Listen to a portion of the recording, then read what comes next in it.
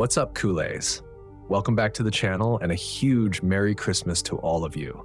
Whether you're watching this on Christmas Eve, Christmas Day, or even Boxing Day, I truly appreciate you spending some of your precious time with me today. We've got a lot to cover.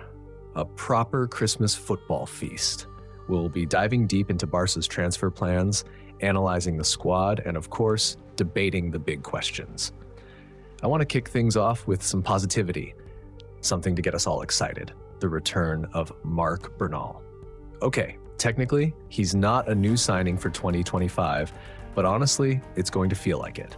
Remember how incredible this kid looked before that devastating knee injury back in August? Just 3 games into the season against Rayo Vallecano, it was heartbreaking. Such a blow. But let's not forget how talented this 17-year-old is. He has plenty of time to recover and come back even stronger. I saw an update recently. He's doing well, both mentally and physically. It's a tough road, especially with an ACL and meniscus injury. That's a double whammy. But he's showing the right attitude, and the recovery is going smoothly, which is fantastic news. And it got me thinking, where exactly does Bernal fit into this midfield? We've definitely been lacking something in recent weeks. He was absolutely brilliant at the start of the season. Remember that away game at Valencia? He was phenomenal. We were all thinking, who is this kid? We saw glimpses in preseason, but to start in La Liga and perform like that, huge call from Flick, and he delivered. He started against Athletic Club and Rayo before the injury. It's such a shame. Now, let's compare him to Gavi because they're different players. Gavi is pure intensity, right? Non-stop energy, box to box, winning back possession, turning over play. He's incredible in those open end-to-end games. But sometimes when teams sit deep, when there's less space, when Barca are dominating possession like in the second half against Atletico Madrid, we need something different. That's where Bernal comes in. Bernal offers control. He can dictate the tempo, pick out those penetrating passes against deep blocks. He's defensively solid too, has a great football brain. He can defend, but he's more of a deep-lying playmaker. He offers something completely different to Gavi. Imagine having both of them in midfield, the options Flick would have. It's mouth-watering. Both young, both incredibly talented. Bernal's been out for about 4 months now, so that's 4 months of recovery ticked off. It was always going to be a long recovery, probably around 12 months, similar to Gavi's situation. So we're probably looking at September for his return. It's a real shame we won't see him this season, but come next summer, next season, he's going to be key. I'm absolutely convinced of it. Okay, let's switch things up and talk about the January transfer window. What can we expect? Well, definitely some outgoings. We need to free up wages, maybe even bring in some cash. Eric Garcia is heavily linked with a move away. Apparently, Newcastle are interested, and there's talk of Barca wanting 25 million euro. He had a great season on loan at Girona last year, and I was a bit surprised we didn't sell him then when his stock was at its highest. But here's the thing with Barca. Every time I hear, we want 20 million, 25 million, I just think, we're never going to get that money. Are we? Maybe it's just me, but we're not very good at selling players for decent fees. We always seem to sell low. I hope I'm wrong this time, but I'll believe it when I see it. It'll be interesting to see what actually happens with Garcia and what kind of offers come in. Then there's Ansu Fati, another player heavily linked with an exit. He's only recently come back from injury, and even when he was fit, he struggled to get into Flick's team. All summer, we heard Flick was impressed with him, but he just wasn't getting opportunities. And then more injuries, which obviously haven't helped. I think a January exit is very possible, even likely. Sevilla have been interested for a while, so that could be a potential destination. But the one that really baffles me, the one I just don't get at all, is Pablo Torre. In Barca's last 5 games, and let's be honest, the form hasn't been great, the performances haven't been good, and the energy levels have been off, especially in the central attacking areas. Torre has played 0 minutes. Absolutely nothing. Not even a single minute off the bench. He's been an unused substitute. Why? We know Dani Olmo started the season brilliantly, but he's been struggling with injuries and form. Then Ferran Torres comes in, but he hasn't quite hit the heights of last season either. So you've got players underperforming, and then there's Pablo Torre, who has actually made an impact whenever he's played. Completely ignored. I just don't get it. Not a single minute in 5 games? It's crazy. And speaking of Torre, it brings me to a broader point. What on earth has happened to Barca's shooting from outside the box? Where has it gone? Seriously. Remember at the start of the season when Flick came in, we were shooting on sight. That was the policy. Get the ball around the box, and if you see an opening, you take the shot. We were putting goalkeepers under pressure. But where has that gone? In recent games, we've gone back to being shot shy. We're passing and passing, waiting for the perfect opportunity, and the shot never comes. Against Atletico, Leganés, Las Palmas, teams that defend in deep blocks, they're happy for us to have the ball around the edge of the box because they know we're not going to shoot. We're not threatening from range anymore, and there's no excuse for it. These teams are happy to give us that space because they know they won't be challenged. We need to bring back those long-range shots. It keeps the opposition honest, keeps them on their toes. I just don't understand why we take steps forward, improve, and then suddenly stop doing it. It's like banging your head against a wall. Come on, guys, bring the shots back. Now, let's shift our focus to some interesting transfer rumors, a key area of the squad that needs attention, and some important contract situations that are developing right now. So grab your mince pies, hot chocolate, or whatever festive treat you've got going on, and let's dive in. Let's kick things off with a rumor that's been circulating lately. João Cancelo. This one's intriguing. It started with sport, so as always, take that with a pinch of salt. But the gist is that Cancelo, who signed for Al Hilal in the summer after his loan spell with us last season, is reportedly desperate to return to Barca in January. Sport is saying he would do absolutely anything to make it happen, even if it means taking a significant pay cut and signing on very, very low wages. Now, I can believe that Cancelo would love to come back. He seemed to enjoy his time here, and he definitely has a connection with the club. I can also believe he'd be willing to compromise on his salary to make the move work, especially considering our FFP situation. He would be a solid option to help us manage that. This rumor has definitely got people talking, hasn't it? It's got fans reminiscing about Cancelo's Belmonsin on a Barca shirt, and it raises the question, would you take him back? Could he be a valuable addition to the squad in January, given our limited resources? We don't have a lot of money available to spend in January. Now, let's be realistic here. As a fullback, especially in Hansi Flick's high line, I'm not so sure. Honestly, please no. That's just not a recipe for success. We saw last season, even when we defended deeper at times, Cancelo was very vulnerable defensively. He's not someone you can rely on from a defensive standpoint. He can be a liability at the back. He's not the best when it comes to defending, and that's a fact. But offensively, now that's a different story. Maybe as more of a wing back or even as a winger.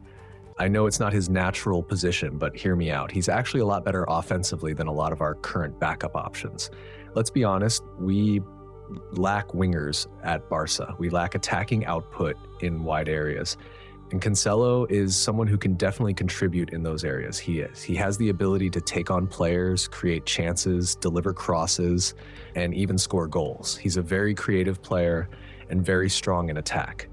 But despite all that, I don't really expect this deal to happen.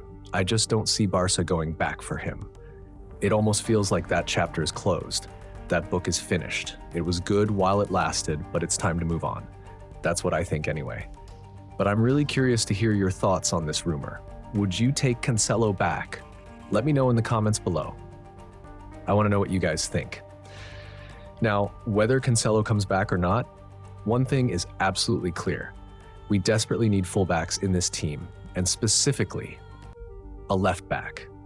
There's absolutely no reason why all the burden, all the responsibility should fall solely on Alejandro Balde.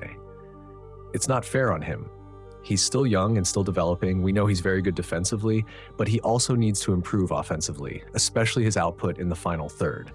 Constantly playing him isn't helping him develop his attacking game.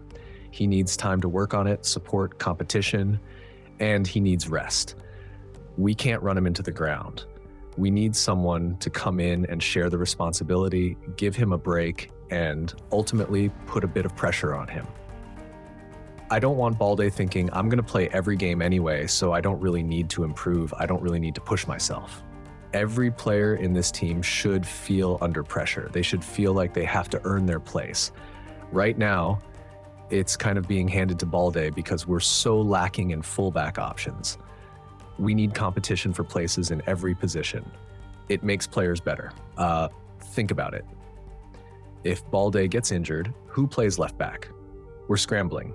We'd have to play players out of position. It's not ideal. It's not sustainable. We need to invest in a proper backup left back, someone who can challenge Balde for his spot, someone who can provide quality cover when needed. It's a crucial area of the squad that needs addressing.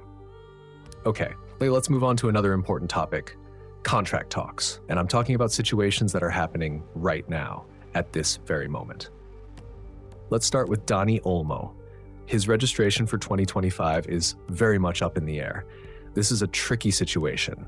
Barça have actually taken a different approach this time. They're not going through La Liga in the usual way. Normally, when we sign a player or try to register them, we send all the documents to La Liga. They review everything, and hopefully they give us the green light. But this time, Barça aren't doing that. They're not putting their faith in La Liga to make the right call. Apparently, Barça are very disappointed with the way La Liga has handled this situation. They thought the new record-breaking deal with Nike would be enough to register Olmo and Vitor Roque, but La Liga has said no. So, Barça have decided to take the legal route. They're going to court to get them registered. Interestingly, they're quite confident because the same judge who handled Gavi's registration back in 2023 is now overseeing this case. Remember that? When Gavi was registered mid-season, we went above La Liga's head on that occasion and we won. So Barça are hoping for a similar outcome this time. It's definitely something to keep an eye on. But that's not all on the contract front. Barça also want to renew the contracts of Gavi and Pedri very soon. These are two crucial players for our future. They are the future of our midfield. We need to tie them down to long-term deals. But like everything at Barça these days, it depends on the salary margin available to us. Only if there's enough space in the wage bill can we register these renewals. But the club definitely wants to renew both of them on long-term deals, keeping them at the club for many years to come. And there aren't really any major concerns regarding negotiations with these two. They both want to stay. They're both massive parts of this club. They're homegrown talents. They love Barça. They are the future of Barcelona. So I'm confident that these renewals will happen sooner rather than later. So let's recap.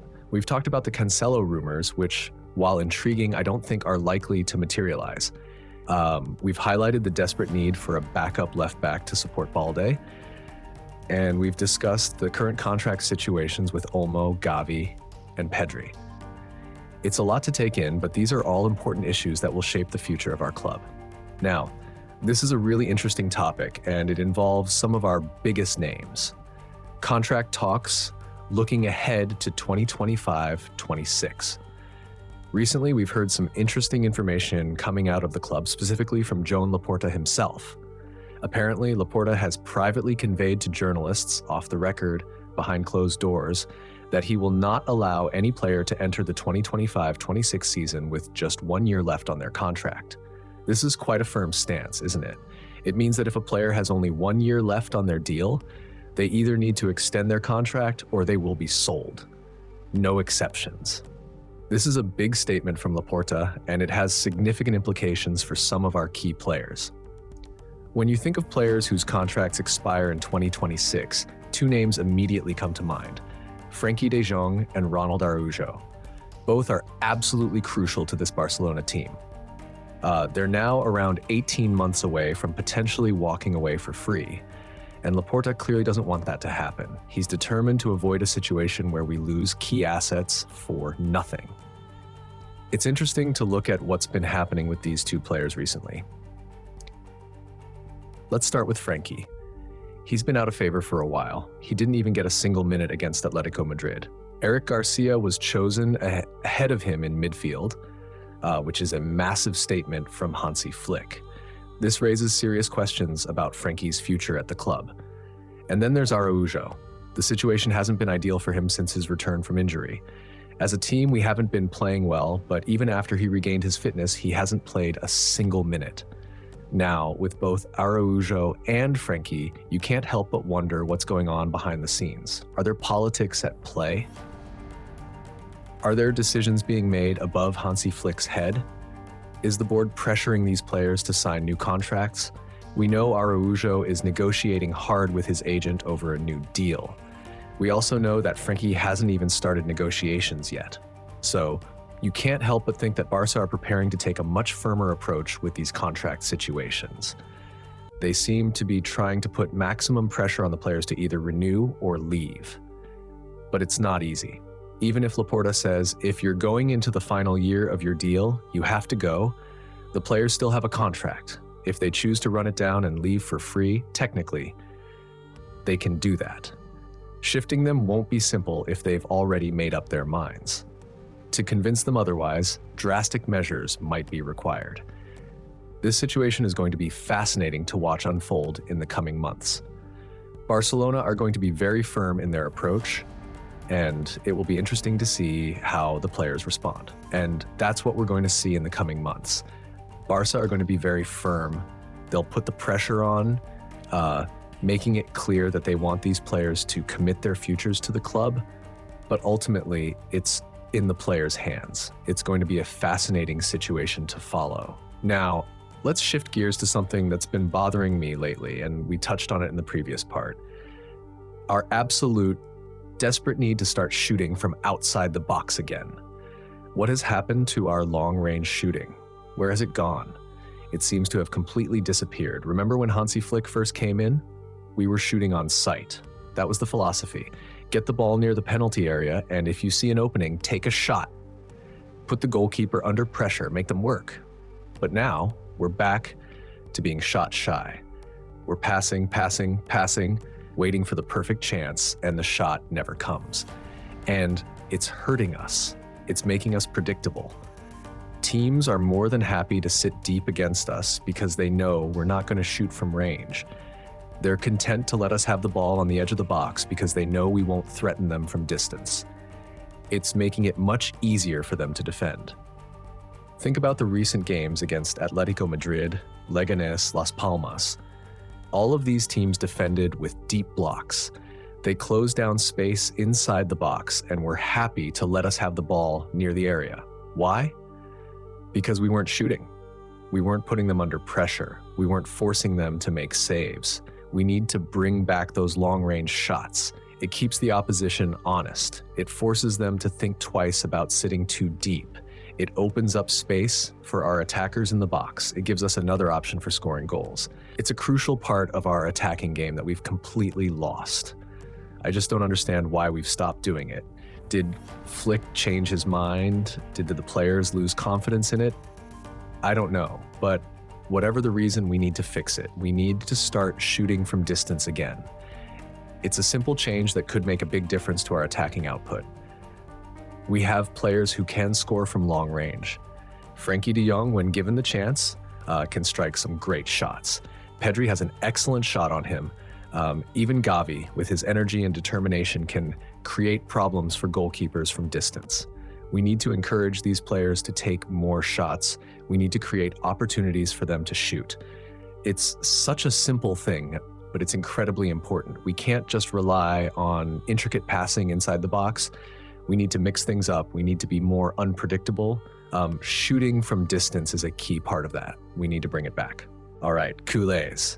You've officially reached the business end of our Christmas football marathon, and now we're diving into the biggest debate of them all, the center forward position at Barcelona.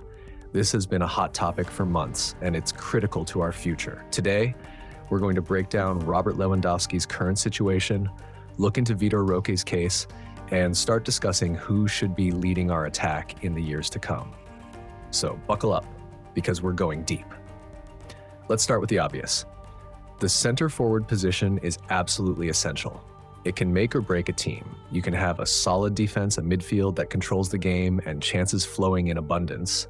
But without someone to convert those chances into goals, it all falls apart. It's like building a beautiful house without a roof. It's incomplete. You need that reliable, consistent goal scorer, the clinical finisher who can be counted on to deliver in those crucial moments. That's what elevates a great team to an exceptional one. And right now, Barcelona finds itself at a crossroads in this pivotal position. Let's begin with Vitor Roque. This is where things get complicated. Honestly, with each passing day, every piece of information I see and the events unfolding behind the scenes, I feel like he's getting further and further away from being a long-term player at Barcelona. I no longer see him as the direct replacement for Robert Lewandowski, and it seems the club doesn't either, at least not at the moment. From the very start, this whole situation has been a bit of a mess. Remember when we signed him for 40 million? In our financial situation at the time, which was worse than it is now, that was a massive investment. But what followed? Rushing to bring him in without a clear plan, not playing him, and then sending him on loan to Betis. It simply hasn't worked out. It almost felt like when we signed Roque, it was a reaction to Real Madrid's successful signings of Vinicius, Rodrigo, and other promising young Brazilian talents. Barca wanted to show they were still in the game to make their own statement signing. But in hindsight, it seems rushed and somewhat reactive, and it hasn't done us any favors on the pitch or financially. And now the situation in Brazil is that things haven't gone well for anyone involved. Roque is undoubtedly a talented player with a lot of potential. We signed him with big hopes, but it just hasn't panned out. It's a shame for the player, for the club, and for the fans. Interestingly, just this week, it was reported that Palmeiras, the Brazilian club where Roque came from, is very interested in signing him on loan in January. If Betis were open to cutting his loan short, Roque could return to Brazil, play for Palmeiras, and even potentially have a 20 million euro buy option in that deal. However, Betis have reportedly refused to terminate the loan early. Roque will remain at Betis for the rest of the season, and this situation only underscores the uncertainties surrounding his future at Barcelona. It's interesting to note that Tottenham scouts were present at a recent Real Betis match, observing Roque to assess his potential and determine whether he could be a target for them. This is intriguing because I could definitely see Roque at Tottenham. It feels like the kind of signing they would make. Tottenham can be hit or miss with their transfers, but Roque at Spurs, that does sound quite interesting. It'll be worth watching if anything develops from this. However, the key takeaway is this: Roque is not being viewed as a long-term forward for Barcelona. He's not seen as the heir apparent to Robert Lewandowski. So it's time to shift focus elsewhere and try to figure out what the future holds for the number 9 position at Barca. That brings us to Robert Lewandowski himself. This is a complex and layered discussion, and I'm not necessarily talking about his current form here. We've already touched on the fact that Lewandowski isn't at his best at the moment. He's struggling in front of goal and isn't the clinical striker we saw at the beginning of the season. He hasn't been himself in recent weeks. But if we set his current form aside, let's look at the broader picture. He's 36 years old. At some point, the club will have to plan for the future. Eventually, Barcelona will need to move on from Robert Lewandowski. In my opinion, I believe Barca would sell him tomorrow if they could. I genuinely feel that way. Even last summer, if he had accepted one of the lucrative offers from Saudi Arabia, which, to his credit, he chose not to do because he wanted to stay at Barca, I think the club would have gladly let him go. They would have said, "Thank you for your service, you're a legend, but it's time to part ways." I truly believe that. Lewandowski is currently one of the highest earners at Barca, and that's a massive burden on the club's wage bill. If Barca want to make a big forward signing in the future, they simply can't do that while Lewandowski is still on the books. His departure is necessary to free up salary space, which would then allow them to pursue a top-level striker. It's quite similar to the situation with Frenkie de Jong. Both players are among the club's top earners, and Barca would ideally like to move them on if the right offers come in. The issue, however, is that Lewandowski has a contract until 2026, a long-term deal that will see him almost 38 years old by the time it expires. When Barca signed him from Bayern in 2022, they handed him a substantial long-term contract. Another similarity to Frenkie's situation is this. Whenever Lewandowski speaks about Barca, he expresses a strong desire to stay. He wants to succeed at the club. He and his family are happy living in Barcelona and have no intention of leaving. This makes the situation very similar to Frenkie's. When you give players long contracts, pay them high wages, and they settle well in the city, moving them on becomes incredibly difficult. While it's great for the players, it presents a real challenge for the club. So, assuming Barca can eventually part ways with Lewandowski, whether that's this summer or in 2026, the big question remains, who replaces him? Who steps in as our next number 9? Now, let's take a look at some other potential options, including both dream targets and more realistic alternatives, before wrapping everything up with my final thoughts. So, let's dive straight in. First, let's talk about the big one, the name that gets everyone talking. Erling Haaland. Now, I know what you're thinking. Haaland to Barca? Are you out of your mind with our financial situation? And I get it. It seems like a fantasy, a dream that's too far-fetched. For a long time, it probably was. Given Barcelona's well-documented financial struggles, many fans just laugh when Haaland's name is mentioned in connection with the club. They think it's an absolute no-go, and in the past, they were probably right. It seemed like an impossible deal. But things are changing. We've made some solid moves recently. We're heading in the right direction with financial fair play and reducing our wage bill. We're securing new sponsorship deals, and with the fully renovated stadium on the horizon, Barca is set to generate significant revenue. So if we keep going down this path, if we can clear some of the big earners off the wage bill, like Lewandowski, for example, and everything else falls into place, then maybe, just maybe, Haaland could become a possibility. It's still a long shot, no doubt, but it's not as outlandish as it once seemed. There's also another factor at play. Haaland's current form, and more importantly, Manchester City's situation. Now, Haaland is still scoring goals, of course. He's a goal machine. But he's not quite the same level he was last season, and Manchester City as a club is facing some serious issues right now. Let's not forget about the over 100 charges they're facing related to financial irregularities. They could be looking at a verdict in early 2025, maybe around March, and there's even a slight chance, however remote, that they could be kicked out of the Premier League. That's a worst-case scenario, of course. But if it were to happen, it would completely reshape European football, and it would undoubtedly affect Haaland's future. He wouldn't want to stay at a club that might not even be in the top league anymore. Barcelona is closely monitoring this situation, keeping an eye on how things evolve at Manchester City. Haaland is still very much a dream target for Joan Laporta, a player he would love to bring to Barca. Now, let's shift to another player who's been linked with us, Viktor Osimhen. This is a very intriguing name. Osimhen is a powerful, dynamic striker with incredible pace and finishing ability, and he's been tearing it up in Serie A with Napoli.